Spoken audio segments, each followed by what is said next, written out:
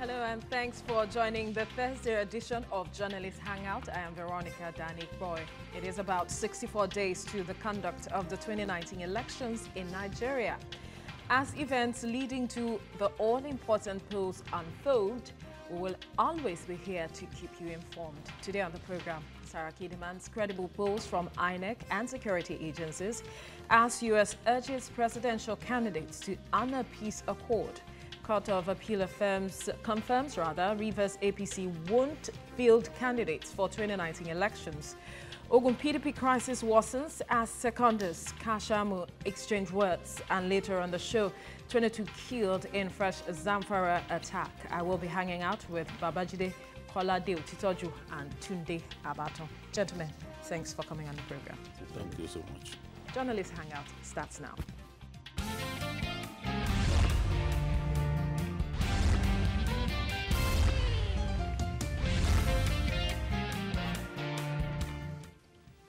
In politics, talking and walking the talk are different ball games. If statements by politicians in Nigeria are to be taken on face value, then the 2019 elections will have a credible outcome.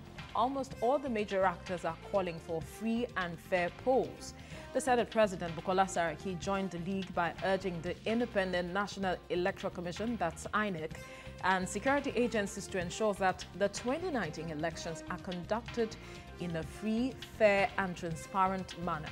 Speaking at a function in Abuja, Senator Saraki said the country has no option than credible 2019 polls as the world is watching. Meanwhile, the United States government has congratulated the presidential candidates for signing a peace accord, urging them to honor it faithfully. A statement from the U.S. Embassy in Abuja described it as a great step towards peaceful polls, which all parties must honor. Jide, let's start with Saraki's statement. What do you make of his statement saying that we have no other option to ensure that these elections are credible, free, fair, and transparent?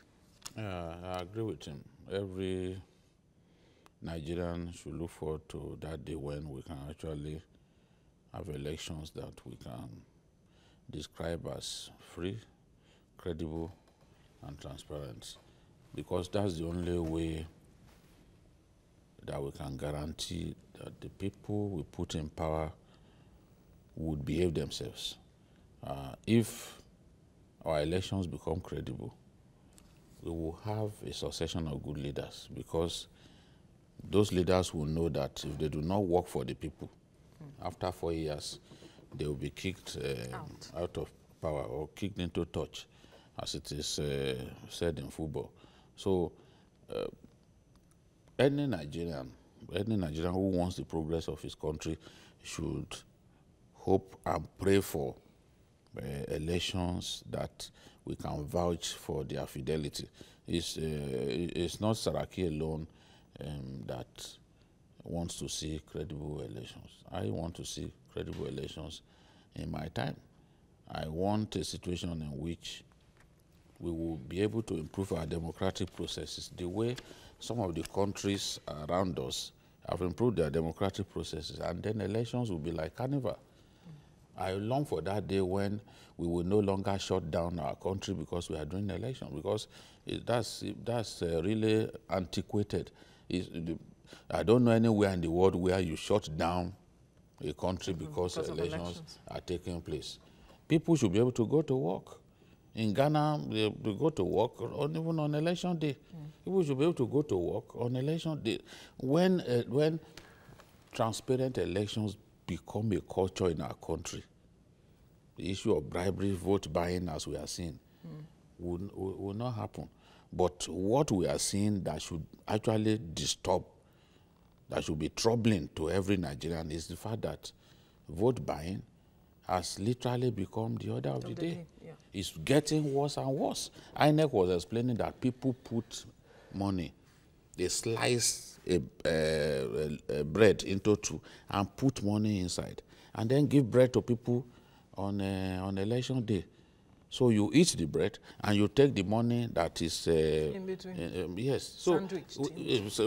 they literally turn into a kind sandwich. of election day sandwich. So and it's not right. It began and then people began to get worse because people became conscious of the fact that if they have the money to buy votes, they'll be guaranteed of victory. We have no means of ensuring that vote buying doesn't happen. Security agencies that should arrest people on election day if they are found buying votes, they are also part of the problem.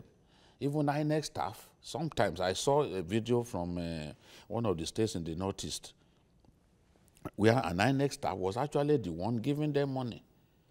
As soon as they cast their ballot, the INEC staff will be the one to give money. I won't mention the place because sometimes when we say the truth, they start harassing us. So they will give money. On the queue, you see people shelling out money to voters. It is wrong. So we all desire transparent elections, and it is true that the world is watching. We say we are giants of Africa.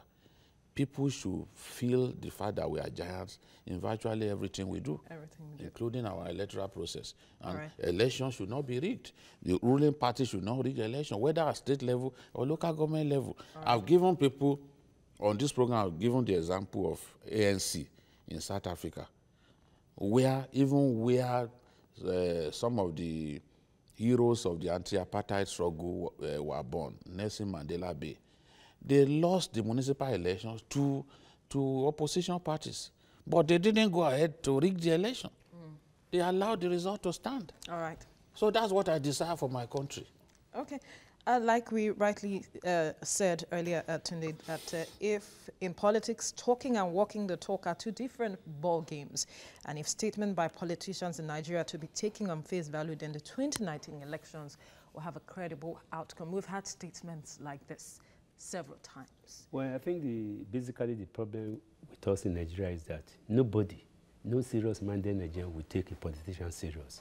Before by 11 p.m. in the evening, if they tell you something, the Nigerian side of politics, by 5 a.m. in the morning, the music has changed because people are not even sure of themselves, because they are not sincere. And like he said, I don't see any reason if you are elected as the chairman of a local government and you convince yourself that you have performed creditably well, there's no need for you to start giving people money on the day of election. You will have satisfied yourself that I have done my best. But because people have not been able to convince themselves that they have done their best, and they have not done their best for the people, so the next thing they resort to is to force themselves on the people. How do they force themselves on the people? They tamper with the party primaries by starting with bribe, because rigging of elections starts with primaries. Then after that, they make sure that some voters, those who are likely to vote for them, they get their names on the voters register. And those who are not likely to vote for them, the name will disappear on the photo. So that is the processes. It is only processes, good and sincere processes, can bring about a fair and credible election. If the processes are faulted by politicians, because all these things we are saying, it is not as if INEC, people don't know, like he said, it is not as if INEC will say, I want to rig election, if it is not with the culpability of the players themselves. So it is politicians that are playing to the gallery. Let everybody, every elected official, from the level of the local government councillor to the president, let them perform to the best of their ability and make sure that they perform. So after 4 years, you will have satisfied yourself that you are confident enough to face the electorate. But because in Nigeria, people live by government. So they don't bloody care what happens. They manipulate the system from the level of voters registration to the level of display of voters card. And then after that, on election day, they put money in bread and do a lot of things. It is because they are afraid. Any leader who has performed well will not bribe. All right. Now the U.S. Is urging presidential candidates to honor the peace accord. But like we have been saying here, that next year's election is keenly contested, especially when you look at the two major candidates. Do you think that honoring the peace accord will be difficult?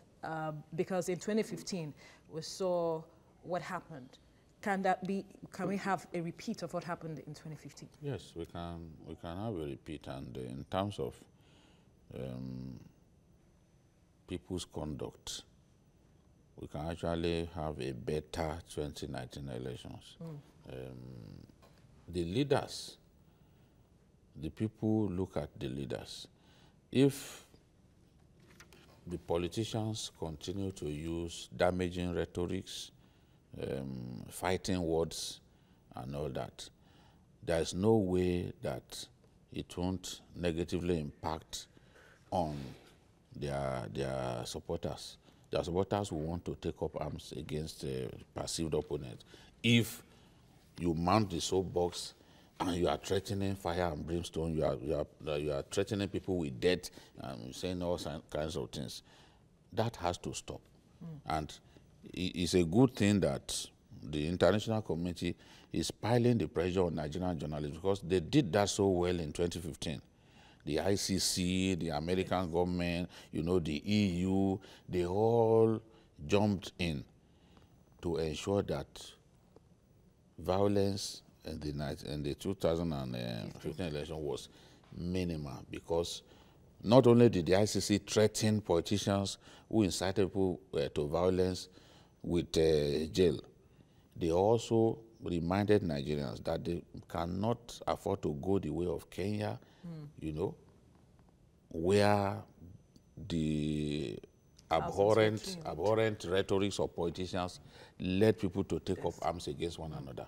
So if the leading lights in this whole electoral journey decide to be gentlemanly in their conduct, there's no way that it will not positively reflect on the people. It's the politicians who set us against one another. Not that Nigerians just enjoy killing one another on the basis of ethnicity or politics and all that. It's the politicians who set people up against one another.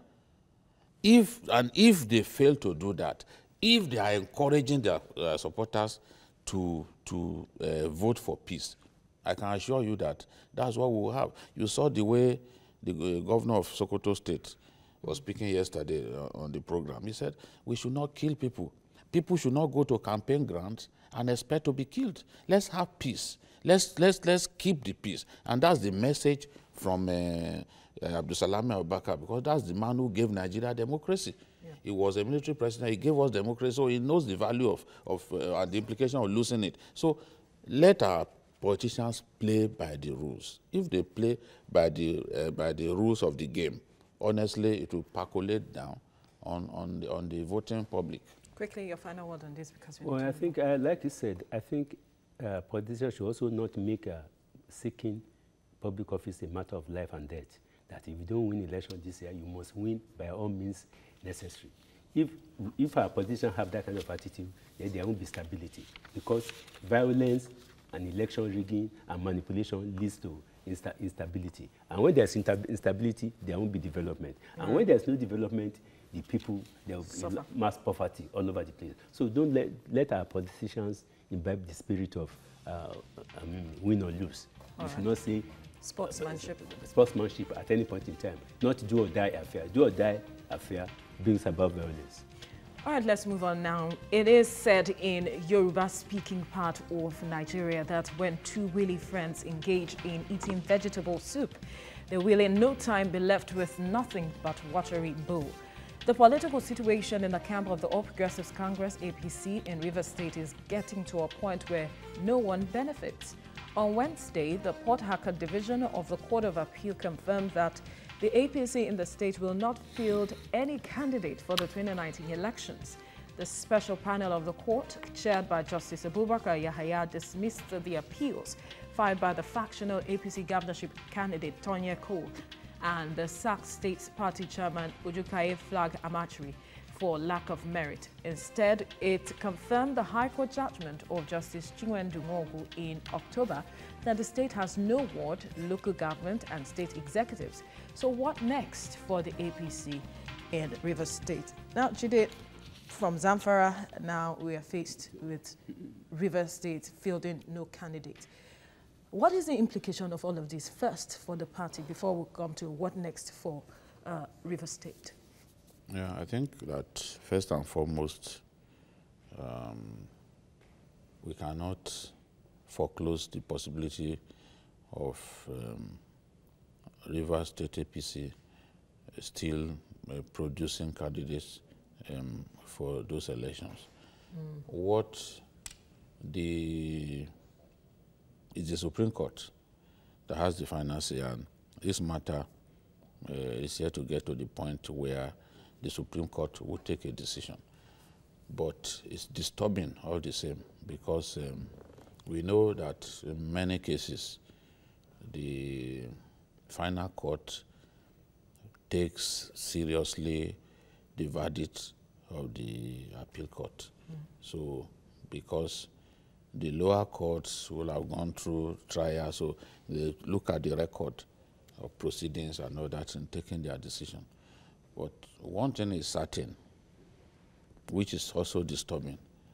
If a court affirmed that a party should not go ahead with congresses, or the court ruled that a party should not go ahead with primaries because an issue that arose out of its congresses had not been resolved, the ideal thing is to obey the judgment of the court. Now, what we had in Rivers, a faction of the party, a faction of the APC, went to court to say, look, the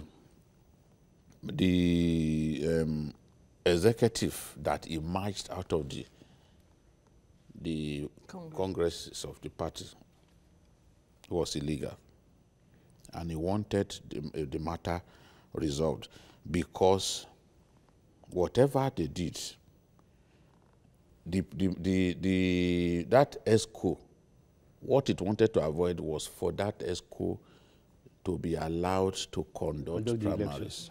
Yeah. Now, they didn't wait for that matter to be resolved by the judiciary. They went ahead. The same ESCO that they took to court, they took their matter to court, they went ahead and conducted primaries. Now, what the court ruled that what they did was illegal. And another court, the appeal court, has also affirmed the judgment of the lower court. So the implication for that, if the APC does not get a favorable judgment from the Supreme Court, is that every action taken by the Rivers State APC, by that ESCO, yes, by that ESCO will be deemed a nullity. One, because they didn't listen to, they didn't obey the directive of the court. So they have to run around now and see what they can do, put their house in order, and see whether they can get the Supreme Court to take a contrary step. When you say run around and put their house in order, you need to break that down. They need to run around, get the lawyers to do a solid job. One cannot at this stage say no, that the case is even in Zamfara, you cannot say no, this is a foregone conclusion, because Nigerian judiciary can be sometimes very difficult to predict. You know, so if they work hard, put their house in order, it's possible that they can even get a favorable judgment. I'm not saying, when I'm saying, I'm not saying that they could bribe the judiciary. I'm not suggesting that, but that they need to work hard, show to the judiciary, show to the court that, look, this is what we did, what we have done, we've not done anything wrong. It's up to the judiciary to agree with them or disagree.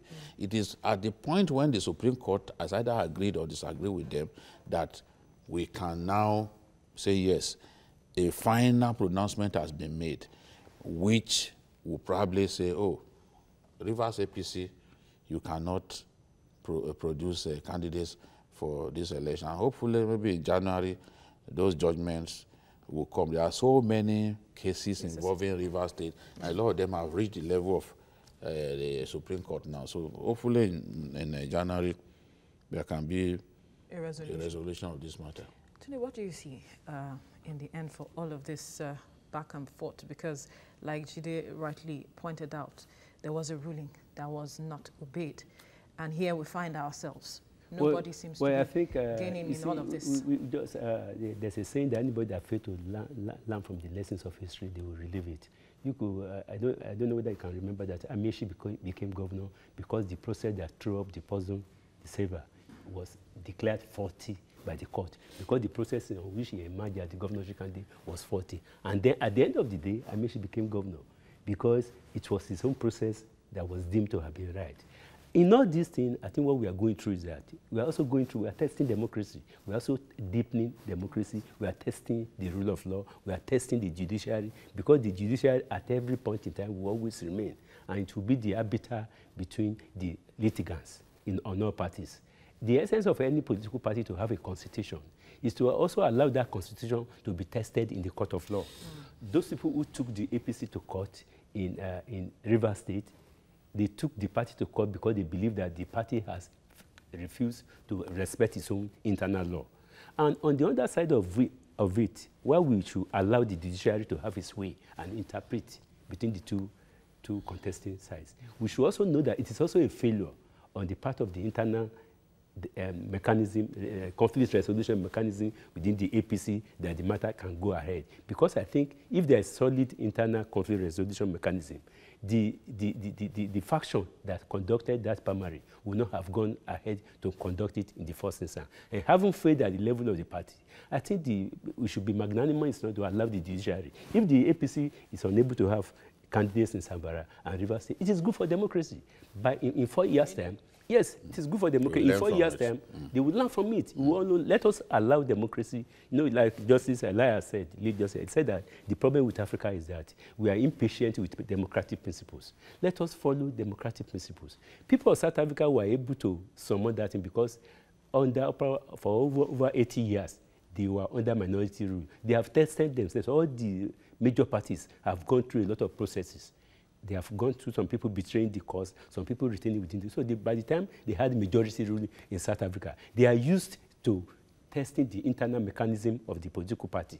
So if the internal conflict resolution mechanism of a particular party is not okay, there's no way you can expect to face another opposition party. So I think the APC in Rivers State, in Sambara State, they failed on that particular aspect. And having failed on that aspect, they should allow the judiciary to teach them the lessons of their life. So in 4 years' time, people will learn to obey by the rule and to respect the constitution of their own party. Because those people who went to court in Rivers State, they went to court because of the lack of respect of the APC to respect its own rules and constitution. And even the court. And even the court. So I think this thing, I think it is good for democracy, no matter what happens. Well, really, why is it difficult, really, from what we have been seeing so far, you know, obeying court orders, really? It's just selfishness, impunity. People sometimes think that they are even bigger than the party. Because if the court, many governors choose what judgments of the court to obey. And it's very disturbing that people, I've seen a governor who later rose to become something bigger today in Nigeria, who refused to obey the judgment of a court that ordered him to restore a local government chairman that he suspended. You know, today they are the ones saying that they are fighting against impunity and all that. Whereas as a governor, he refused to obey the judgment of the court until he left office. So we can't choose what judgments of the court to obey. We can't obey judgments of the court only when they favor us. So those who do that, one day they will be taught the lesson of their lives. And I just hope that the party will not shoot itself in the foot, where someone imagines that, okay, I'm the head in this state and it is only what I want that must happen. It's not good for democratic principles. So people must continue to engage one another. Politics, as I always say, is an inclusive sport. When you try to shut out other people within a party and it is deemed like even other leaders of the party are on your side, the person who feels that his rights have been taken away will go to court. And when that person goes to court, the party may lose at the end of the day. So parties, Nigerian political parties must learn to do things the right way. Otherwise, we'll keep having this kind of embarrassing situations like we have with the PDP in Ogun State, like we have in Zamfara, like we have in Rivers now.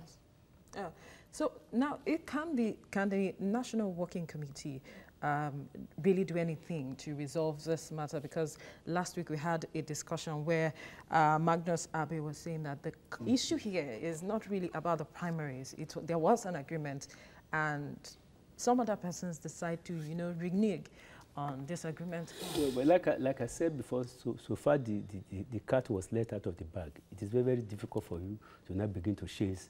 If the party failed at that particular level to put a proper internal mechanism in check, then they will the matter is before the court of law. And the only thing they can do now is that they cannot ask the other party to withdraw the matter from court now at this particular, because the matter they won't try to intimidate people. They cannot do that now. They cannot do that now. The best is to allow the law to take its natural course. And to be a lesson, like I said, 4 years is not much.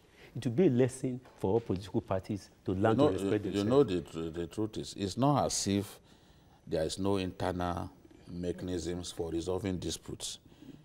The devil is in the inability of the leaders of the party to even be transparent, to be fair, to be equitable in resolving issues.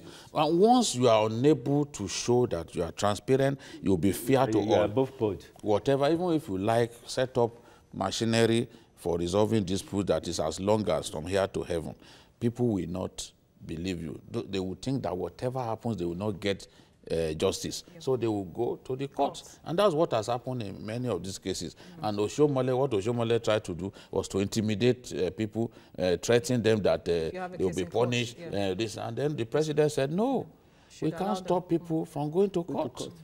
I mean, that will be infringing on the constitution of our country. Should be the final arbiter. Yeah. I think this should be a lesson for Lord lovers of democracy in all the political parties, because the party you think is an underdog today, you'll be surprised that another party may even come to power in either Ogun State or Rivers State. They will also face the same, because when you are the strong party in power, they may benefit from the crisis, and they will also have to deal with the crisis after 4 years. Okay. Because every party that has the tendency of winning an election will always face crisis of primary. All right.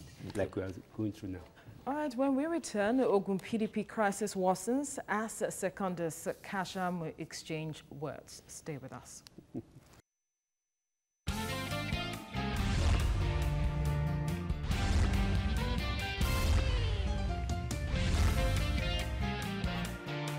Went ahead and did.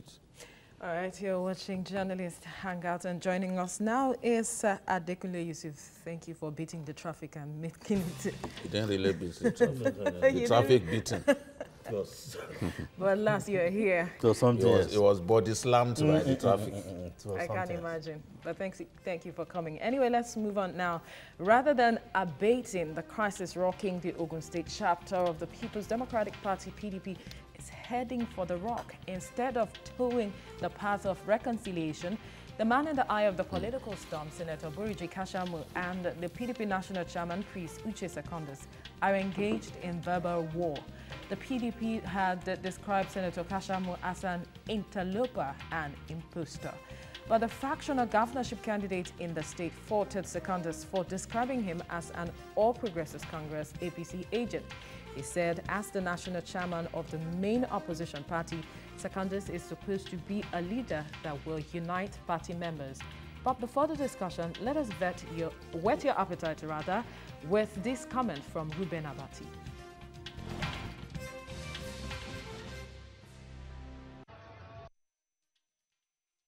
Nígbà tó bá di ọjọ́ ìdìbò, Burújí Kashamu ní kẹ́ dìbò fún, PDP ní kẹ́ dìbò fún.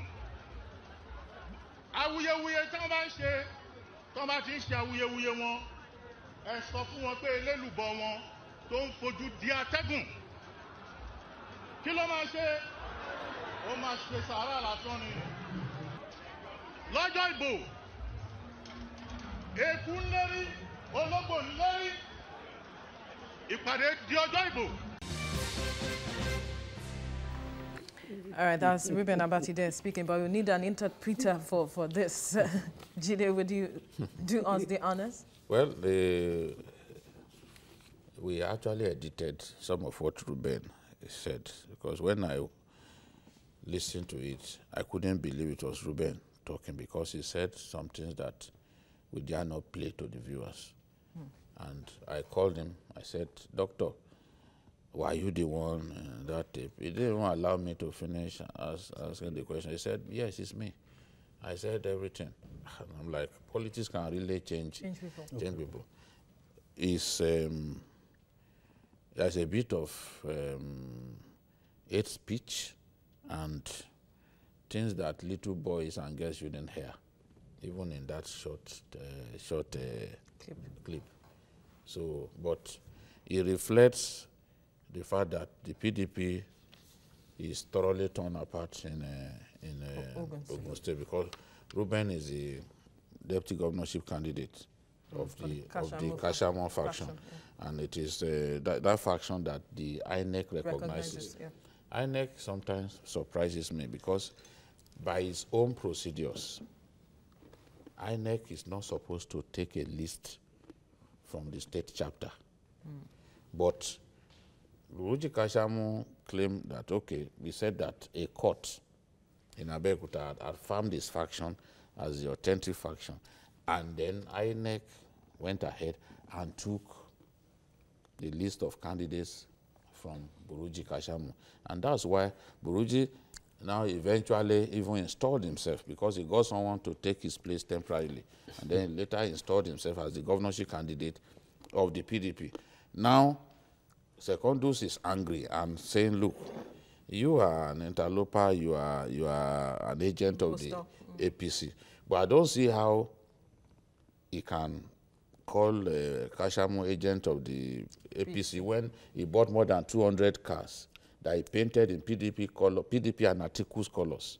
So if he was working for the APC, he wouldn't go to that extent. He's just someone who saw an opportunity to make himself the most relevant politician within the PDP in Ogun State. And he's done that. And Buruji's structures are even beyond Ogun State, even other states in the southwest. He has structures, well-oiled structures. So they have this crisis, but it's only the Supreme Court can determine what will happen at the end of the day. But if it stays this way, then Buruji and our friend turned politician, Ruben Abati, would fly the flag of the PDP in the election.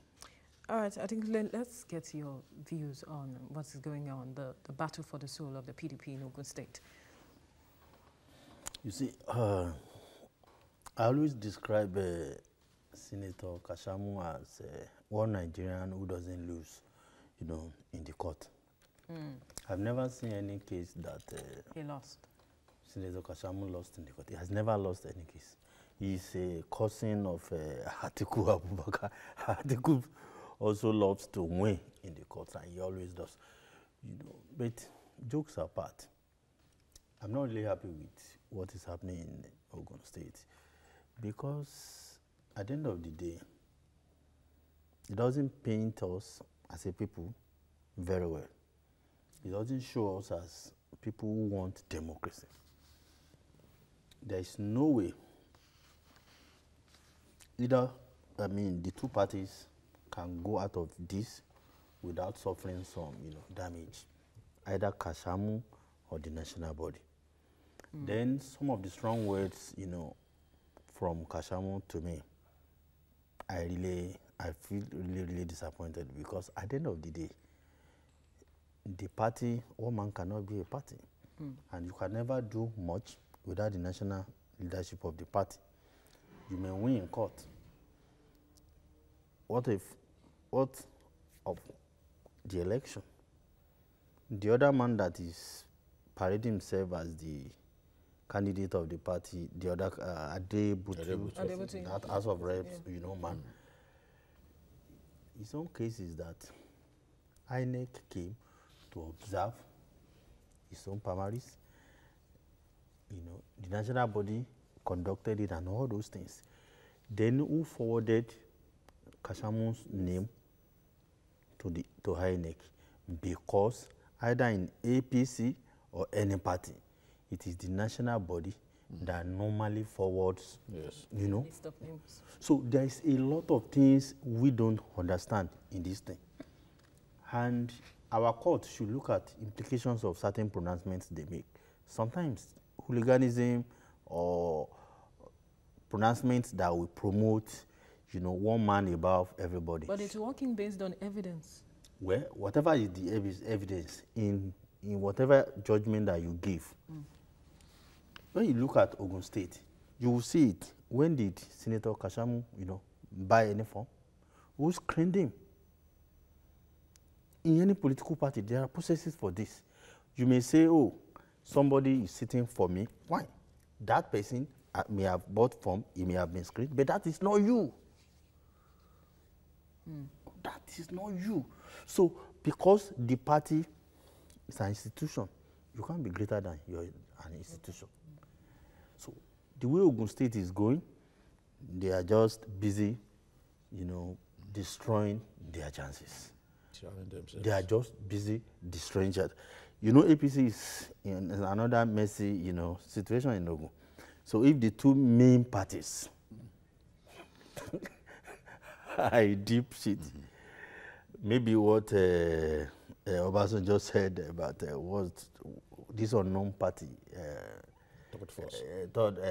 Is it third force? I think Boyega. I can tell you emphatically that there is going to be a fourth force.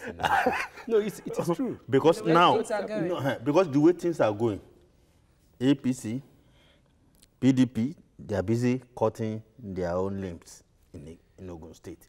Then maybe somebody, our unknown party, we just take advantage of the crisis. Okay, who knows? Tunde. Well, I think, you see, we have to be realistic. Politics is a game, and all participants in that particular game deploy whatever they think. If any particular party or any main party, they are so careless enough to put their house in order, others are waiting in the wings because the people are not foolish. Especially Ogun State people, they are very, very enlightened people. Yes, and I've been telling people in the last 2 years that next year election, and I remain to be controverted, that next year election is going to be a four-corner fight. It's not going to be PDP or APC. Because right now in Ogun State, the people of Ogun State are probably even tired of the two main parties that you also refer to. And that is why it is also good on the part of us, electorate, to open our eyes wide and move away from this fixation that it's only the two leading parties that can rule any state. Because if those two leading parties are unable to put their house in order, they are unable to respect their own law, they are also unable to respect the laws of Nigeria. And unable, look, in the case of Kashamu, look, there is a provision in INEC that you can substitute candidate by any political party. So the man, like you said, you know, he said the man has not lost any case in court. Yes. He's probably using that particular script. There's a lacuna that has been created by the inability of the PDP to do what is right. And he just moved into that lacuna and he took the platform. You know, in 2015, we have cases of somebody having the ticket, another one will have the platform. So the thing is going to repeat itself. Like I said, in Ogun State next year, the election result is going to shock a lot of people because there are about 4 tendencies in Ogun State now, and I'll tell you now. There are 2 main parties that everybody knows. There are 3 other parties that you don't record with. There's ADC, there's AD, and there's SDP. There are 5 parties. All those people, you cannot push them aside. And when the people are disappointed, because these 2 main parties, you know that they have ruled Ogun State. They have taken their turn to rule Ogun State. 8 years. Yeah. PDP have done 8 years. APC has done 8 years, plus 4 years with Chief Oshoba. You can say that particular tendency have done 12 years. So at the end of the day, are you telling me that the people of Ogun State will not just make up their mind one day and say, let us even try any of the 2 or 3 other parties that are not known? So what is happening now is a result of the inability of people to play by the rules of the game. And like I said, what happened in Rivers State, maybe the essence of going to the poll is for people to free themselves. So the people of Ogun State have an opportunity. Don't let us zero into it has to be either PDP or APC. Let people have an option of trying another party if they have tried 2 parties and it has failed. So the process, the 2 parties have given room for the people to now make up their mind next year. Don't let us be unnecessarily sympathetic. Let them ruin themselves if they are unable to respect their own law or put a concept. You know what always happens is, even if a new party emerges, that new party will eventually end up in the belly of one of these two parties. Because they will rush there. Because people, they will end up, and the governor may eventually even defect to the ruling party, because those small parties that you are talking about, they can't form the government. They can't control the center. So the big parties, the two big parties, whoever, because I strongly believe too that the election could actually be won by Anybody. Any of those small parties. But the eventual winner could end up joining the dominant, one of the dominant You have parties. said it's in the thing. Yes. the belly of Yes, that is the thing, because it has happened before. That's what is going to happen. Because it will look at, if, for example, if he wins the election and he doesn't have control Of the House of Assembly. the House, the kind of pressure that he will go through will make him end up in one of those two dominant parties. But So what is that? that is the thing. I think that Nigeria, for many more years, will still continue to have two dominant parties. The rest of the APGA, we have seen, even in the East, APGA has not been able to cement its base. You know, so which other party can we see that can really play it on the big stage outside the APC and PDP? No one. I know that this election will see some new parties do well in a few states, and all that owes largely to the crisis in the major parties. You can see what has happened in Oyo, where some people, we now even have Zenith Labour Party, this man, Ladoja, has gone to Zenith Labour Party. In Adama State, because of the crisis in the APC, we've seen some of them move to SDP, some of them move to ADC. Just to look for a platform. So, but yes, they will look for a platform. But as soon as they get what they are looking for, you start seeing defections. From the National Assembly, they will move to APC. From the governor himself, if he's a small party that produces the governor will end up in, actually it happened, we saw it, Memeko did it now. Memeko was in Labour. From Labour, he moved to the PDP. And then he moved out of the PDP again to a party that wanted to join Labour. One thing that we should all accept is that next year it's not going to be an election that's going to be on party basis. Your personality is also going to determine how you perform. Because people are beginning to look at the personality, not necessarily the party where it comes from.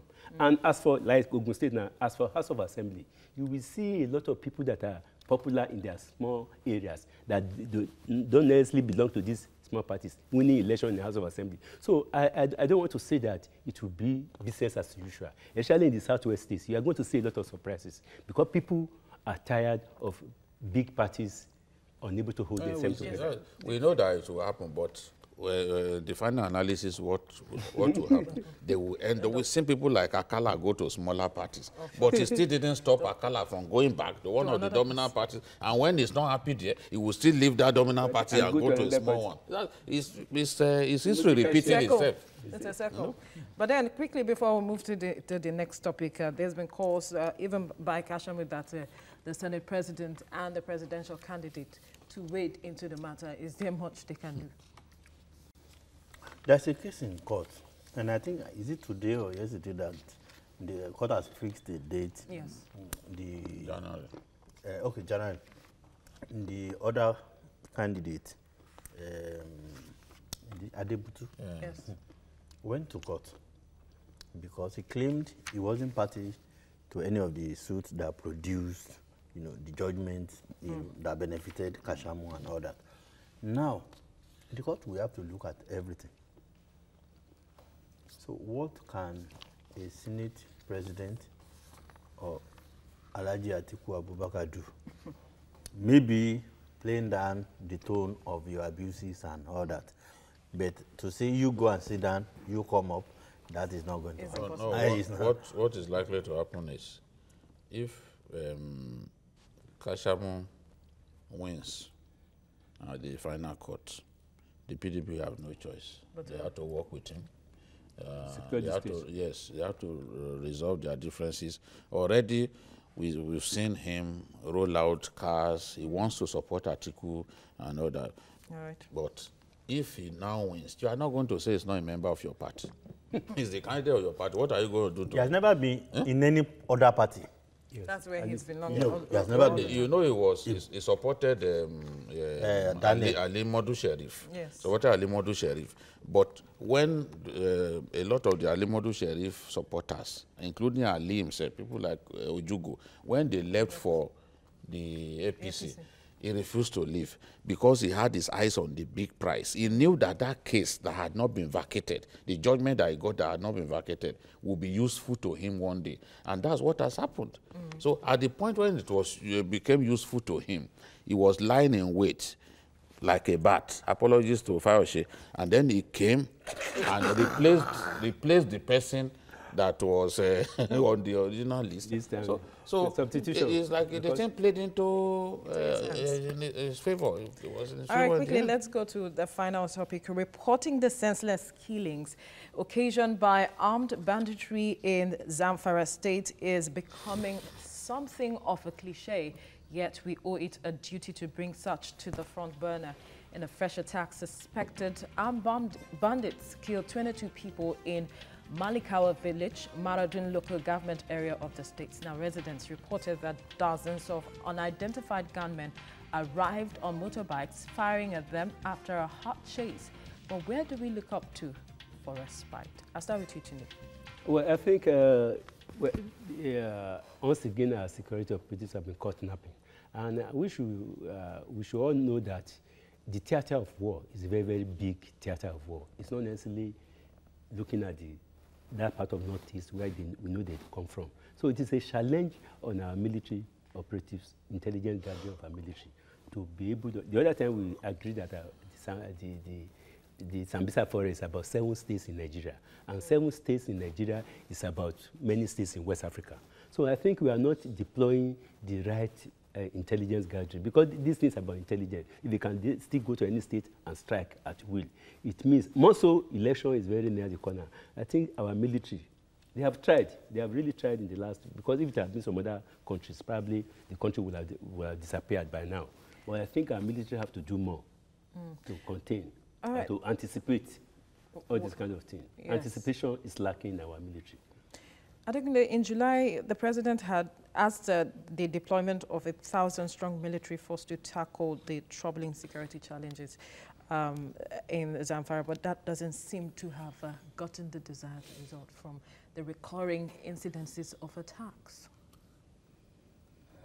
If you have followed Zamfara in the last 2 years or more, it has become what I see as the hotbed of criminalities, kidnapping, cattle rustling, all sorts of things. Gosh, yeah. It's almost daily, kidnapping people, you know. And when they anywhere they go, they destroy houses, destroy homes, destroy farms, destroy, you know, livestock. To me, I don't see that such criminals as ordinary criminals, Boko Haram, or a version of Boko Haram. That's the picture I see. But we just keep shouting our military, our military, our military. We are not fair to these people. They are overstretched. Even when a wife and his husband and her husband, they have a quarrel, we must call the military. When there is a miscarriage, we must call the military. What about several other security organizations that we have? What is the civil defense doing in Nigeria? You know, let's see them, the pipeline explosion and election, they come with big dogs. These guys are well trained. Put them into the scheme of things. They can be useful. What about the Nigerian police? Before this kind of issues, when we have them in Nigeria, you can be sure that the mobile police force is enough to handle all these things. Do you see them unless when they follow politicians? They don't do anything.